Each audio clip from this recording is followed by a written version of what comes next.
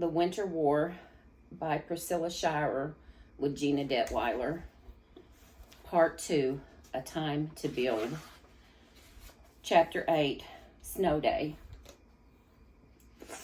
I used to love snow days. Day 4. It snowed so much that school was canceled 3 days in a row, and it showed no signs of stopping. Winters were usually pretty mild in Cedar Creek, which made this snowstorm, according to the weatherman, epic. Evan sat around the house watching the snow pile up, bored out of his mind. The radio was saying there weren't enough snowplows to clear the roads, so people needed to stay home and not go anywhere.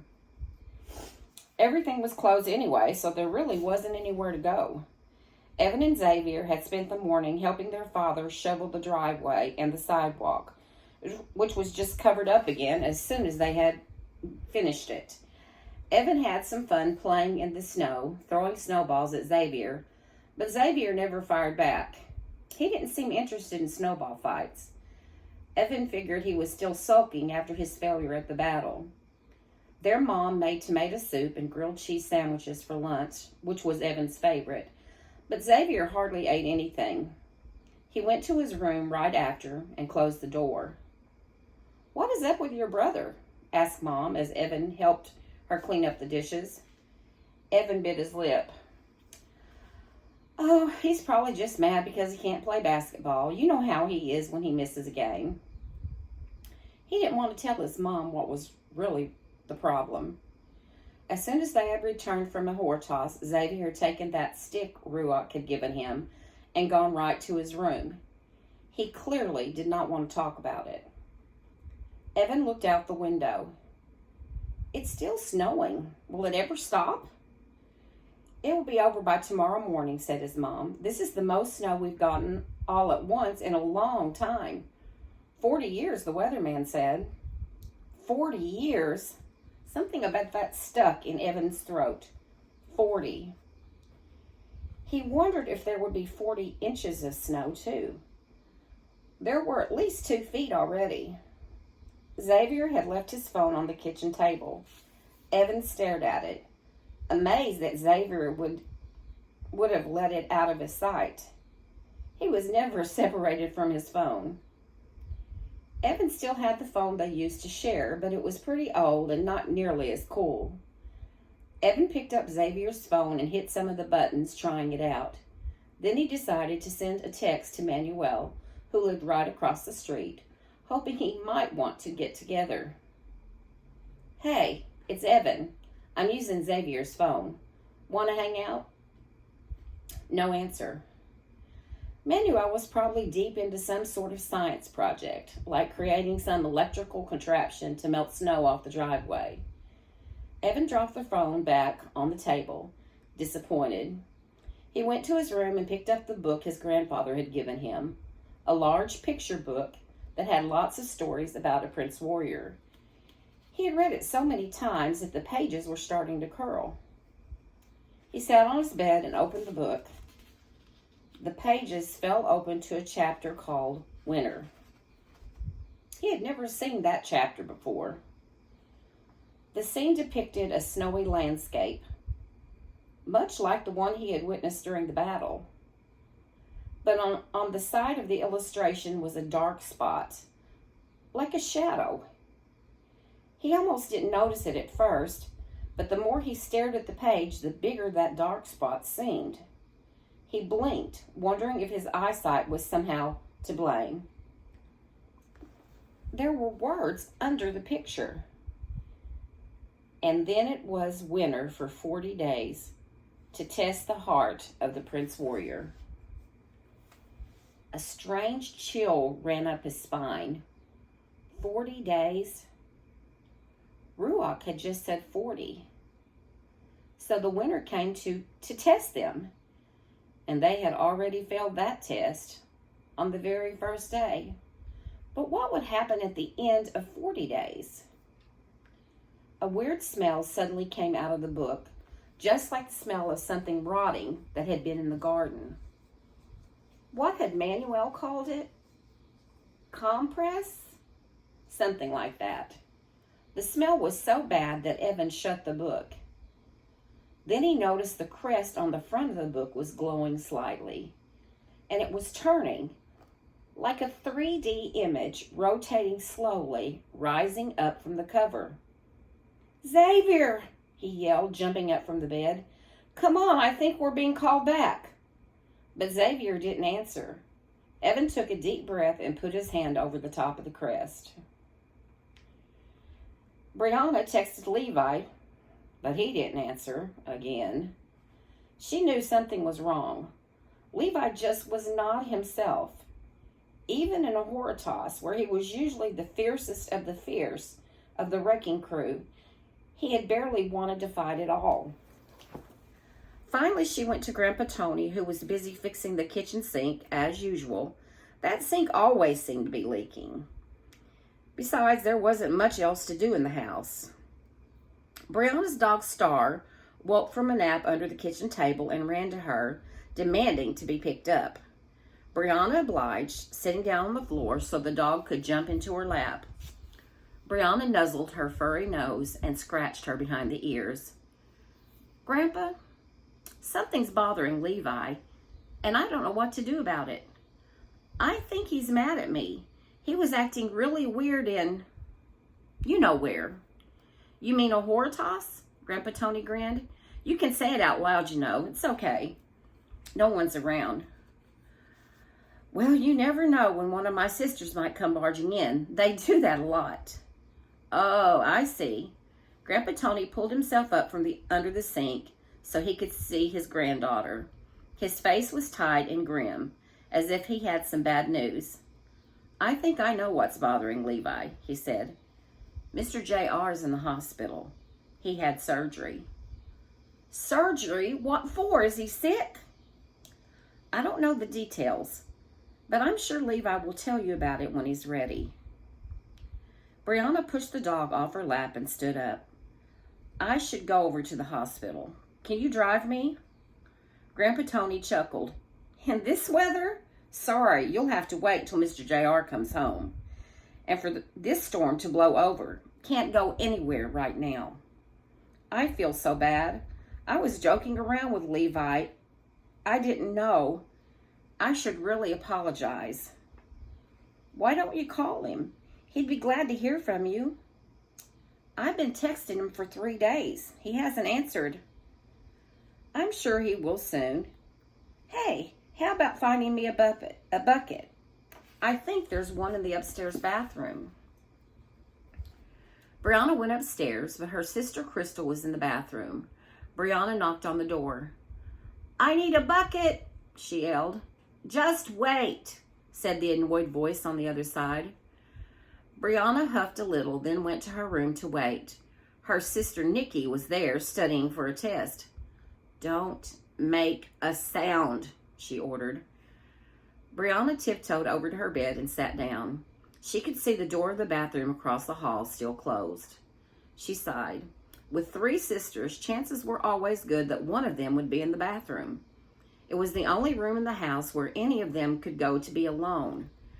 Brianna wished that just once she could have the bedroom to herself, or any space other than the bathroom, for that matter. All 4 girls shared one bedroom, so they were almost literally on top of each other, though the oldest was away at college most of the time, which helped a little. She picked up her phone, which was charging by her bed, and punched Levi's number. No answer. She sent him a text. "Hey, just heard about Mr. JR. I'm so sorry. Call me if you need someone to talk to." After a few minutes, she sent Ivy a text too. "Hey, what's up?" She waited a few minutes, but there were no responses. That was weird. Ivy must be home, probably bored like she was. I would be all alone too, because she didn't have any brothers or sisters to bother her. She lived with her mom. Her dad didn't live with them anymore. Ivy didn't like to talk about her dad much, but Brianna knew she really wanted him to come back home to live. Brianna never knew her own father, and she hadn't seen her mother in a long time. She wondered where her mom was now. What was she doing? If she ever thought of the daughter she left behind? Nana Lily said that her mom just couldn't take care of her right now, but that someday she would be better, and she would come to get her daughters. But the more time passed, the more Brianna thought that probably wouldn't happen. Still, it was okay. She loved Nana Lily and Grandpa Tony so much. They were the best parents any girl could ask for. Brianna watched the snow fall out the window for a few minutes, while waiting for a text to come in from either of her friends, and for the bathroom door to open. She reached under the mattress and pulled out her Prince Warrior book. Grandpa Tony had given her this book, which was filled with stories and secrets. It even had a special page where she kept her Chris to charge it when she wasn't using it. Before she could even open the book, she saw the golden crest on the cover glow and rotate, calling to her. Suddenly, the bathroom door opened. "Okay, I'm done," shouted Crystal. Holding the book close to her chest, Brianna quickly ran into the bathroom, brushing past her sister. She grabbed the bucket from under the sink and raced down to the kitchen to deliver it to her grandfather. "Gotta go," she said, running out of the kitchen before Grandpa could ask where she was going. But he probably already knew. Evan found himself in the dark, scary forest he had been in the very first time he and Xavier were summoned to Hortos. Except this time, his older brother wasn't with him. The sky above was red and stormy looking, blackened. Decaying trees loomed over him. The wind whipped through the branches, making them more like arms about to grab him. Evan ran. The trees were even more frightening now than they had been the first time, and Ruop wasn't here this time to show him the way. He had to get to the water. That was the important thing. Whenever the Prince Warriors landed in a Hortos, they were in a place Evan called the in-between. It was usually dangerous because they didn't yet have their armor, but they had to get to the water, which would take them to the cave. The water was always marked with the crest of a Hortos, and a red-colored U rippled across the surface right after anyone went through. Finding the water seemed like an easy task, but it usually wasn't. Evan kept running in a roughly straight line, dodging tree roots and branches that seemed to be shooting out all around him, as if trying to stop his momentum. They scratched his face and arms as he struggled to push them away. The wind howled mournfully. It sounded like someone crying. Evan stopped for a moment to catch his breath. He really didn't know which way to go. He thought he might be running in circles, despite the fact that he had tried to go in a straight line. The trees were closing in, blocking out the sky. He sensed something move behind him and spun around, but there was nothing there. Or was there? All around him, rustling noises made him spin in circles. And that smell again. Something rotten. It filled his nostrils, making him gag. He realized, too, that he was very cold. Colder than he had ever felt before. The cold felt as if it had fingers trying to clutch at him, hold him in place. He started to run again, but the smell and cold stayed with him. Something whizzed by his head and he almost fell, filled with fear. He looked up and saw a large bird landing on a tree branch in front of him. The bird was pure white. Even its beak was white, bigger than a crow. It was the most majestic bird Evan had ever seen. It had a noble head with black, intelligent eyes. Evan felt strangely drawn to the bird. It was looking right at him as if it knew who he was and why he was there. But just as Evan moved in for a closer look, the bird took off again. Evan jumped backward, startled. The bird flew a short distance through the tangle of trees and landed on another branch. It turned to look at Evan, who got the impression it was waiting for him to catch up. "Follow me." Evan wondered where that voice came from. Was it the bird? Or was it something bad and evil leading him to a dead end? "Follow me." Evan ran toward the bird. He suddenly found his path quite easy. The branches were no longer scraping his face. The roots no longer tripping him up. As soon as he reached the bird, it took off again, swerving and dipping around the branches. Evan sprinted to keep up. Finally, he came to a small clearing. The bird was nowhere in sight. A stream ran through the clearing, and the crest flickered faintly on the surface of the water. He had found it. The water. He tried to jump into the stream, but found his feet were stuck, as if his sneakers were frozen to the ground. Instantly, the cold descended upon him, its icy fingers crawling up his shoulders and encircling his neck. His sneakers wouldn't move. Desperately, he bent down and undid his laces. And then he jumped straight out of his sneakers, landing with a splash in the water.